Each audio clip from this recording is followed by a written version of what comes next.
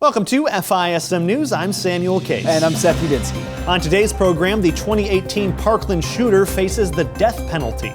Meanwhile, Biden tries to take credit for falling gas prices. And Elizabeth Warren wages war on pro-life clinics.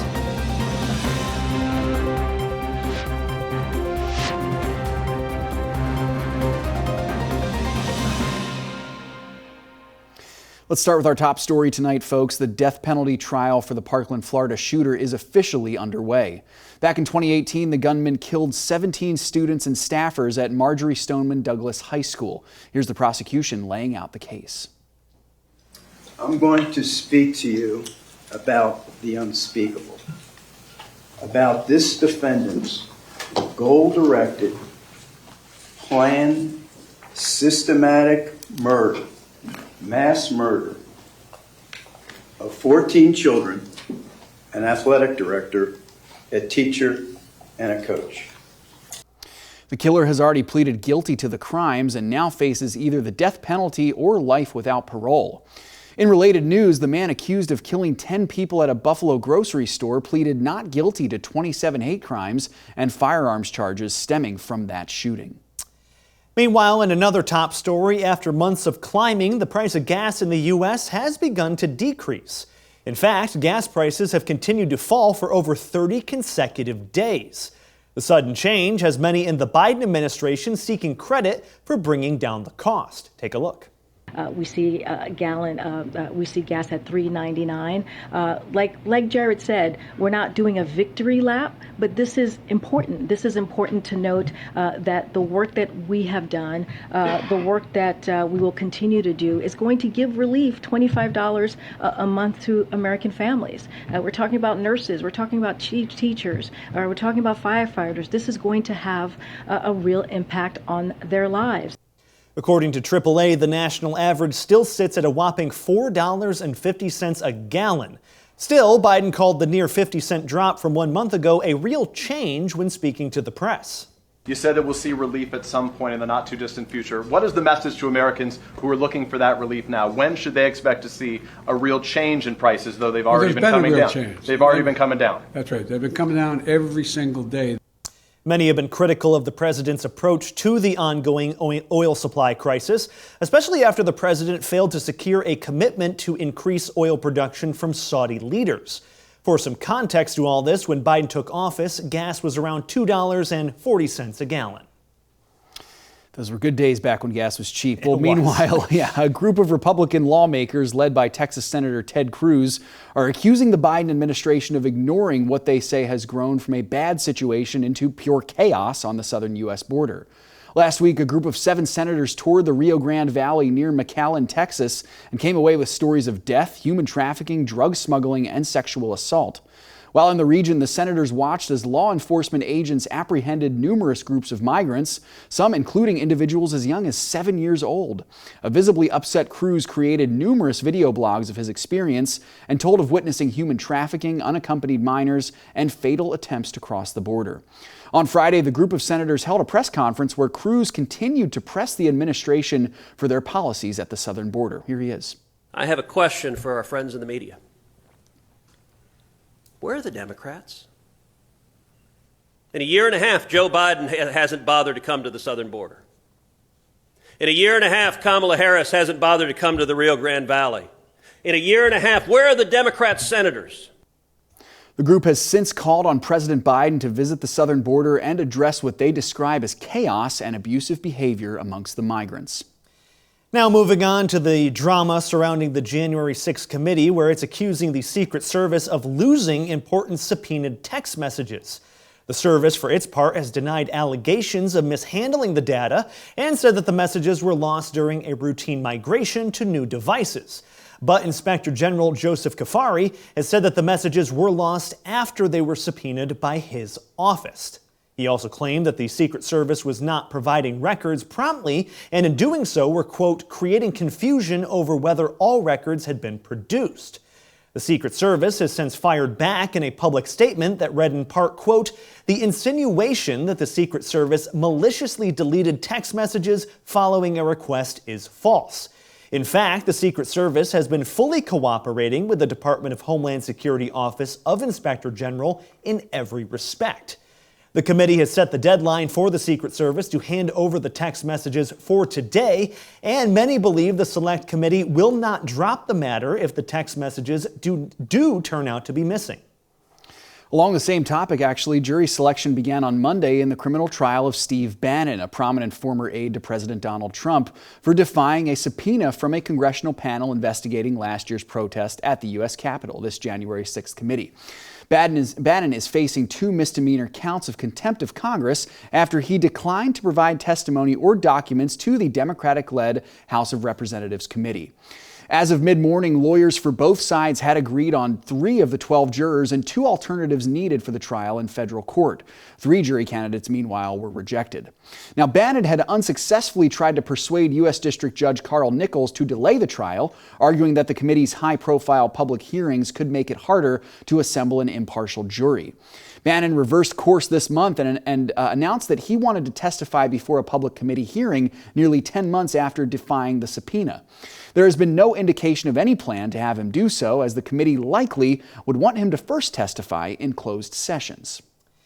And looking at the economy, a new poll found that 47% of small business owners fear record inflation rates will force them to shut down.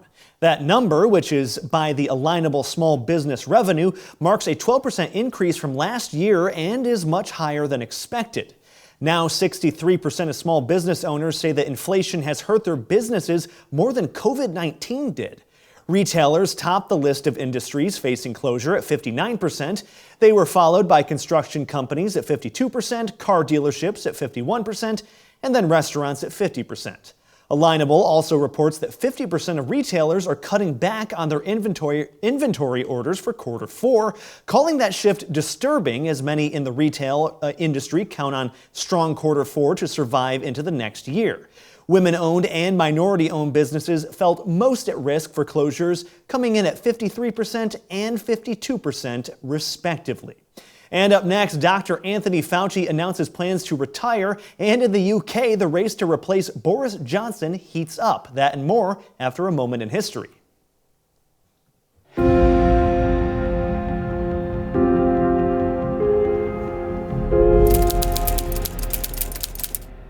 Welcome back to A Moment in History. I'm Seth Udinsky. Well, in our journey through history, let's explore one of the most famous physical pieces of history in the world. This structure was the original sports arena, as it were, at least in the Western world, and it would serve as a model for modern-age professional sports stadiums. Now, the sports that took place in this stadium, though, were vastly different from baseball or football that we see today. They were life-and-death battles, killing for sport and for entertainment for the Roman aristocracy. Let's explore the 2,000-year-old history of the mighty Colosseum in Rome. Now, the main purpose of this ancient sports stadium was to house gladiatorial games. These gladiator games were usually fought between Roman slaves, and they were almost always fights to the death. Occasionally, there would be a group melee or wild animals would be thrown into the mix to heighten excitement. It was a barbaric form of entertainment for a barbaric time. Now, construction on the Colosseum began in the 70s AD under the reign of the Roman Emperor Vespasian, but was not completed until 80 AD under Vespasian's heir Titus. Now, the Colosseum itself is an accurate title for such a massive arena. There were smaller stadiums in the ancient world, to be sure, but none of them captured the colossal glory of the Roman Empire quite like this one. In the heart of the Roman Forum, it would serve as a visible reminder of Rome's dominance over the ancient world. The Colosseum was used for various types of gladiator contests, as we mentioned earlier, including marine-related battles where the base was filled with water. It could seat over 50,000 spectators, which exceeds the capacity of most modern Major League Baseball stadiums and even matches the size of some smaller NFL arenas. Now, of course, the history of the Colosseum is marked by the hundreds of prisoners and outcasts who were killed for sport. Additionally, there is evidence that many Christians met their death in the Colosseum. Now, Christians would have been seen as criminals against the state, and like prisoners of war, they were often prime choices for participation as gladiators.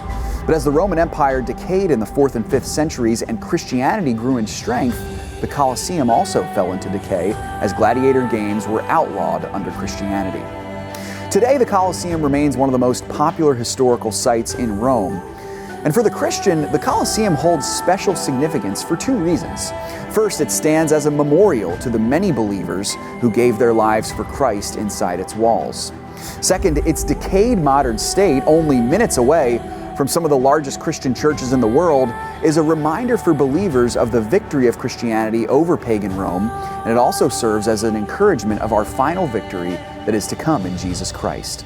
Thanks so much for joining me once again for a moment in history.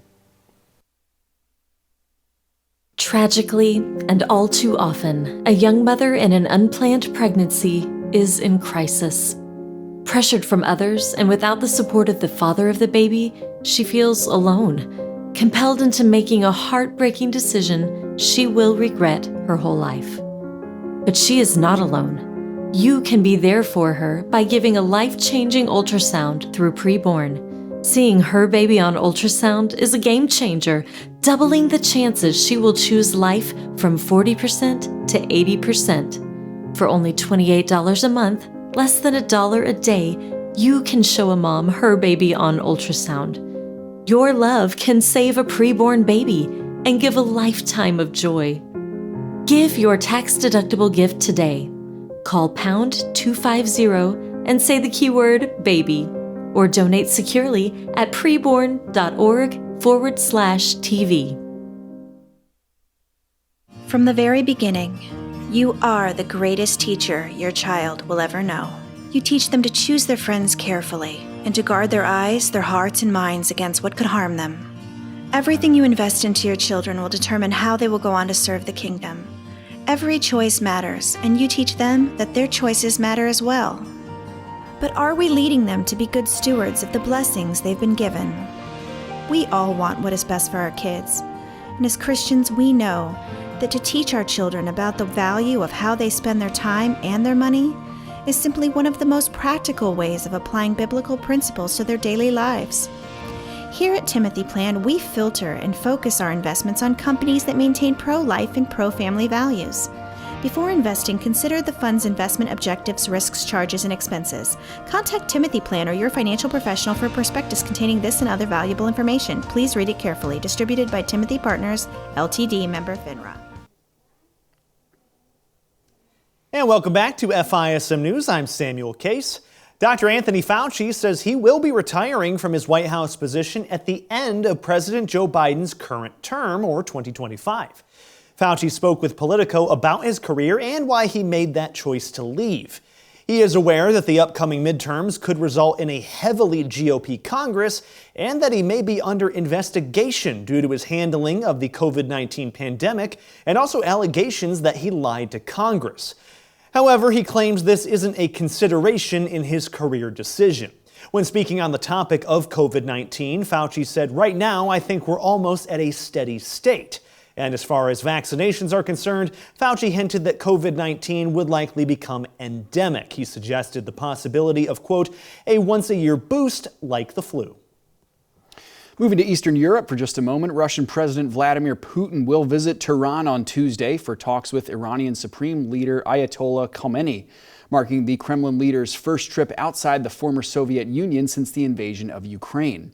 In Tehran, Putin will also meet with Turkey's Tayyip Erdogan to discuss a deal aimed at allowing the resumption of Ukraine's Black Sea grain exports as well as peace in Syria. Putin's trip appears to try and send a strong message to the West about Moscow's plans to forge closer strategic ties with Iran, China, and India in the face of Western sanctions. Putin's foreign policy advisor told reporters in Moscow that a trusting dialogue has developed between Putin and Khamenei. He said that on most issues, our positions are close or identical. Now, emboldened by high oil prices, Iran is betting that Russia's support could help pressure Washington to offer concessions for the revival of the 2015 nuclear deal. Meanwhile, U.S. House Speaker Nancy Pelosi's office reported that Olena Zelenska, the wife of Ukrainian President Volodymyr Zelensky, will deliver remarks to Congress on Wednesday at 11 a.m. And across the pond, members of Britain's Conservative Party are voting to once again narrow the field of candidates running to become the country's next prime minister. By the end of the week, the party will now have 2 candidates. Former Finance Minister Rishi Sunak has so far had a commanding lead over his opponents. A Monday vote of the party's 358 lawmakers saw him with the lead with 118 votes, ahead of former Defense Minister Penny Mordaunt with 82, Foreign Secretary Liz Truss with 71, and former Equalities Minister Kemi Badenoch with 58. Sunak is expected to be one of the final 2 contenders. Since Monday's vote, he has promised to take a harsher stance on crime should he be elected. One lawmaker was expelled from the party last night after failing to vote to uphold the current government. In September, party members will vote on who their next choice for prime minister will be. And on the European mainland, a deadly heat wave holds the continent in its grip as Spain and Portugal reported that over 1,000 people died in heat-related incidents just last week alone. The most intense heat is now centered on France and the UK, with Britain recording its highest ever temperature at 104 degrees today. Experts predict the heat may kill several thousands more as the current area does not have the same resources, like available air conditioning, to deal with the heat as Portugal or Spain. Authorities have put Britain on a state of national emergency over the unprecedented temperatures. Transport Minister Grant Shapps told the BBC that Britain's infrastructure can't cope with higher temperatures. Here he is. Infrastructure, much of which was built from the Victorian times, just wasn't built to withstand this type of temperature, and it will be many years before we can replace infrastructure with the kind of infrastructure that could, because the temperatures are just so extreme. At least 2 airport runways showed signs of damage and some train tracks also buckled. The London Fire Brigade said it had deployed dozens of fire engines to several fires both in and around the city. Fires also blaze on in the southwest of France as well as in Spain and Portugal, despite temperatures returning to normal levels. Elsewhere in the world, China has reportedly demanded that the U.S. immediately cancel its latest arms sales to Taiwan. The Pentagon said on Friday that the U.S. State Department had approved the potential sale of military technical assistance to Taiwan worth an estimated $108 million. In response directly to this, Chinese state-operated CGTN America tweeted this, quote, China on Monday urged the U.S. not to play with fire on the Taiwan issue after the U.S. approved the potential sale of military technical assistance to Taiwan worth an estimated $108 million. This is similar to a statement that Chinese government official Lai Zhangzhou made back in April of this year. Take a look. The United States should abide by the One China principle and the stipulations in the 3 China-U.S. joint communiques, revoke the arms sales plan, stop selling arms to Taiwan and its military interactions with Taiwan. Finally, before we go to break, Ethiopian Gitotome Gibril Slace survived a 2-way battle with Kenyan Judith Korir to win the women's marathon title with a world championship record time on Monday. The Ethiopian broke away with about 1 mile to go and crossed the finish line with a time of 2 hours, 18 minutes, and 11 seconds, smashing Paula Radcliffe's 2005 record of 2 hours, 20 minutes, and 57 seconds. The Ethiopian said after, I am very happy and I want to give all the glory to God. It was Ethiopia's second marathon triumph in Eugene, Oregon, after Timirat Tola took the men's title in another championship record of 2 hours, 5 minutes, and 36 seconds. And with that, folks, we head into our second break, but stay tuned for more coverage, including Elizabeth Warren's inflammatory comments on pregnancy crisis centers, as well as a look at the new images released by the James Webb Space Telescope. We'll be right back after this break. What was running through my mind was an ultrasound will change my mind. I won't have this child. I can't have this child. And as soon as I heard my daughter's heart beating,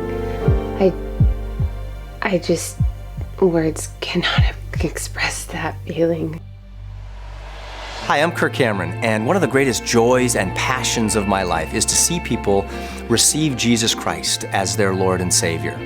That's why I wholeheartedly recommend and endorse your support of Mission Preborn and its leader, Dan Steiner. They have a passion just like mine to see women come to Christ and to save unborn babies from abortion. After seeing the little fetus on the screen, I knew I was going to have my baby. I want you to call Mission Preborn today.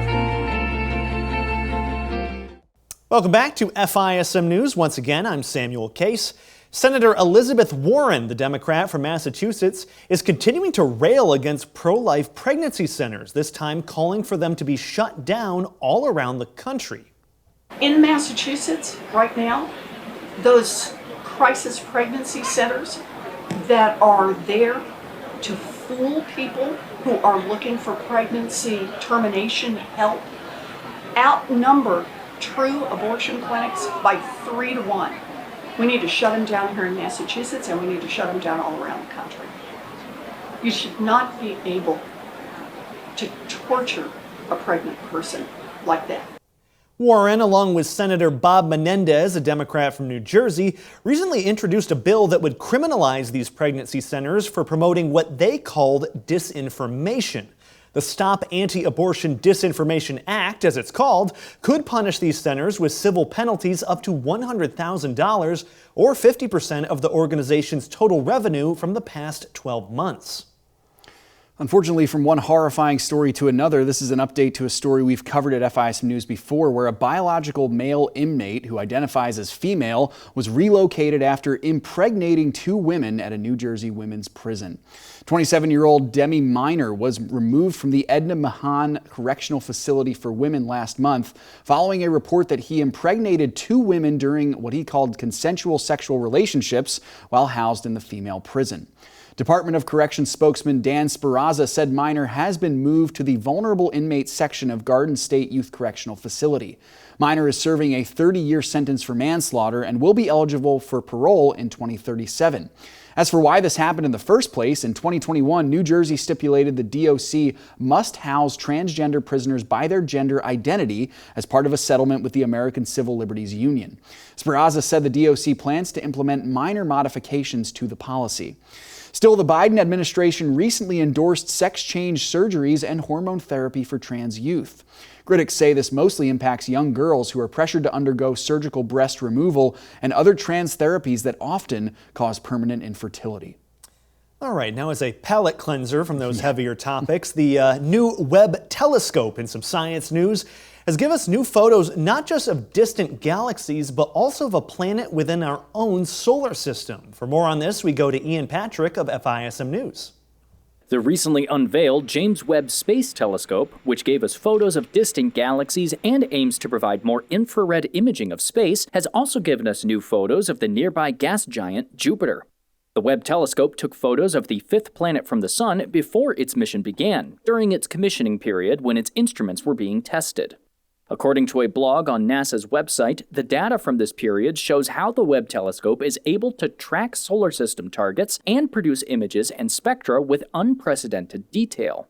Multiple different photos of Jupiter were taken using the NIRCam instrument's short wavelength filters on the Webb telescope. The photos even captured the nearby moon of Europa and its shadow, which can be seen just to the left of Jupiter's Great Red Spot.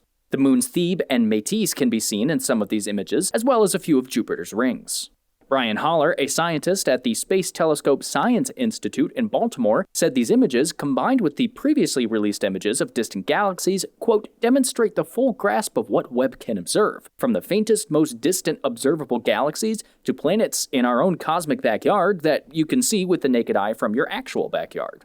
Stephanie Meelam, Webb's deputy project scientist for planetary science, based at NASA's Goddard Space Flight Center in Greenbelt, Maryland, said she couldn't believe the clarity of the photos.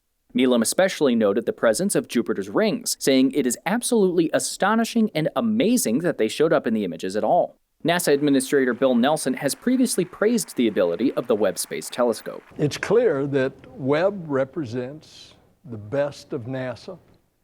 It maintains our ability to propel us forward for science, for risk-taking, for inspiration.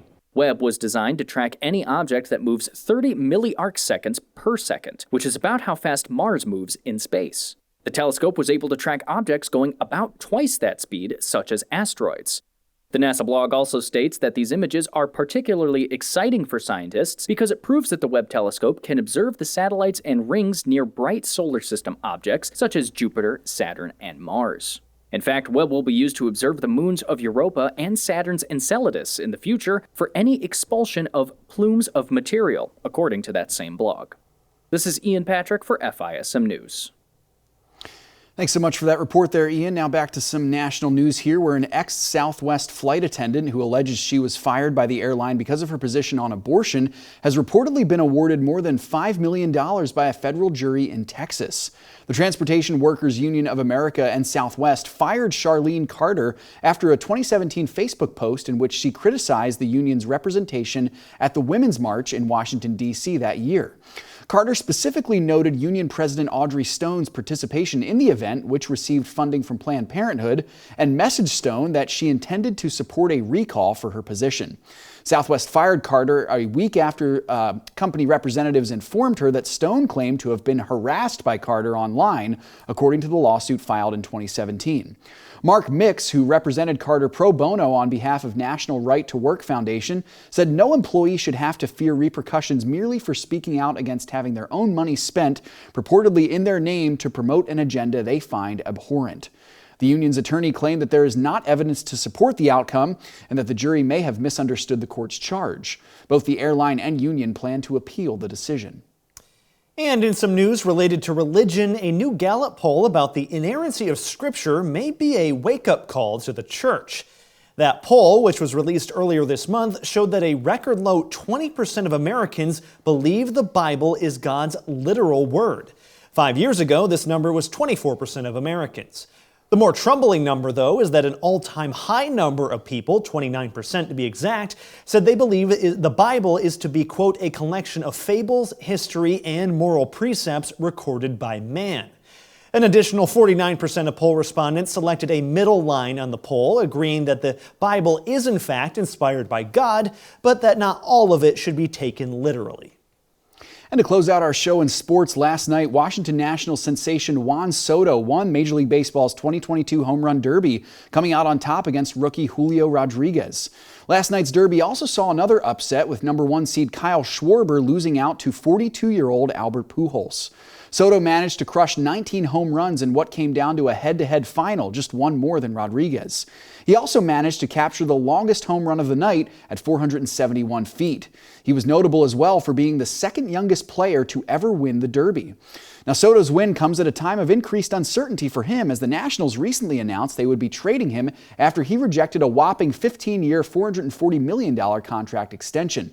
Many fans are now looking ahead to the All-Star game tonight, where the attention will be on Soto to see if he can deliver once again. I'll take the contract. I'll just pick that up. Yeah, I can't play, but I'll take it. Yeah. Well, that is our program for today, so thank you so much for joining us.